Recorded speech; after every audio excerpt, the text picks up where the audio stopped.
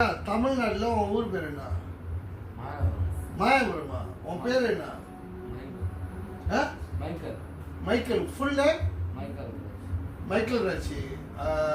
உங்களோட வயசு என்னய்யா?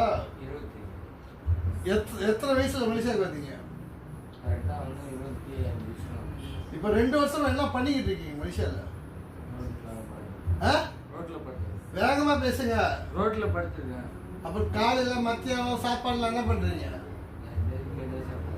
ஏன் இந்த பொழப்பு? உங்களுக்கு வந்து ஊரில் குடும்பம்லாம் இல்லையா? இருக்காங்க, யாரும் ஹெல்ப் பண்ண மாட்டாங்க. யாரும் ஹெல்ப் பண்ண மாட்டாங்க. வெக்கமா இல்லையா இதெல்லாம் சொல்றதுக்கு? அப்போ முக ஸ்டாலின் முதலமைச்சர் உங்களுக்கு எதுவுமே செய்ய மாட்டாங்களா? நிறைய செய்யறான்னு சொல்றீங்க, அப்படி சொல்றீங்க. எப்படி? அவர் யாரு செய்யறாரோ அவர் செய்வாங்க. உங்களுக்கு நீங்களும் தமிழ்நாட்டில் உள்ளீங்க தானே? தமிழ்நாட்டில் உள்ள ஒரு மாயபுரத்தில் உள்ளீங்க தானே? இங்கே பாருங்க, இவர் வந்து ஒரு 27 வயசு வந்து இளைஞர் தெரியுமாங்க, சின்ன வயசு. சரியாங்க, இவர் நான் சந்திக்கிறப்ப ஒரு மோசமான நிலைமை நான் சந்தித்தேன். சரி, அந்த மோசமான நிலைமையில ஒரு வேலை கொடுக்கலான்னு சொல்லி கூப்பிட்டு வந்தேன். அந்த வேலையை கூட அவங்களால உறுப்பினர் செய்ய முடியல. காரணம் கையாடுது, காலாடுதுன்றாங்க. 27 வயசுங்க. 30 நாளும் தண்ணி, காலைல தண்ணி, ராத்திரி தண்ணி, பகல்ல தண்ணி, ஃபுல்லாக தண்ணி. சரியாங்க? எத்தனை வருஷம்? 3 வருஷமாவே தண்ணி. பாருங்க, 3 வருஷமா தண்ணியா? மலேசியாவுக்கு வந்து இவங்க சேர்த்து வச்சது தண்ணி மட்டும்தான். அதனால அவங்க உடம்பே வீணா போச்சு, எதுவுமே செய்ய முடியல.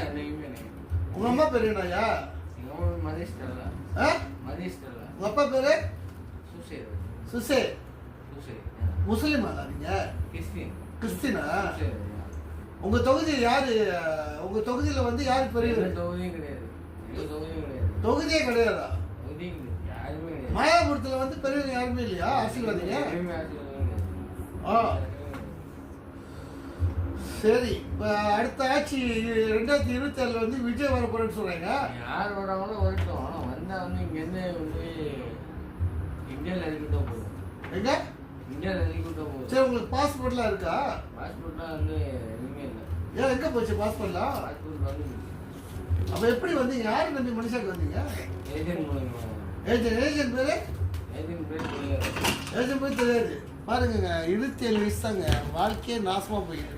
இவர் மட்டும் இல்லைங்க, இந்த பிரிஃபில் வட்டத்தில் எவ்வளோ பேர் இதுமாரி ஊர்லேருந்து வந்து லைஃப்பை வீணாக்கிக்கிட்டு இங்கே ஒரு 2 மாதம் முன்னுக்கு ஒரு அழகுன்னு சொல்லி ஒரு ஊர் ஆளு இறந்து போயிட்டார். குடிச்சு செத்து போயிட்டார். இப்போ அடுத்தது இவர் அதுமாரி ஆளாக இவரை தான் பார்க்குறேன். எனக்கு புரியல. இந்த அவரும் செத்து போயிடுவாரா? உங்களை வந்து அடக்கப்பட சொல்கிறாரு. யாரை? முக ஸ்டாலினை. தமிழ்நாடு முதலமைச்சரே இவரை கொஞ்சம் பாருங்க. சரியா? விஜய் அவர்கள் நிறையா நல்லது செய்கிறாங்க. அடுத்தது அவங்க தான் முதலமைச்சர் சொல்கிறாங்க. இப்போ விஜய் அவர்கிட்ட எது ஹெல்ப் கேட்குறீங்களா?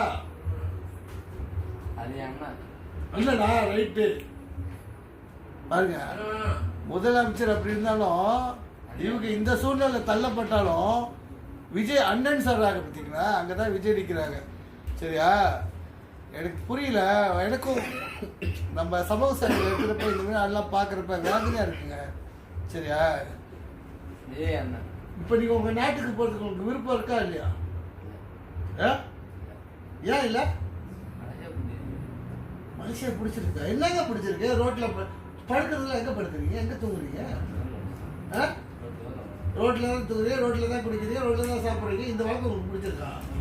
இந்த துப்பு கடலை இப்போ உங்களுக்கு பிடிச்சிருக்கு?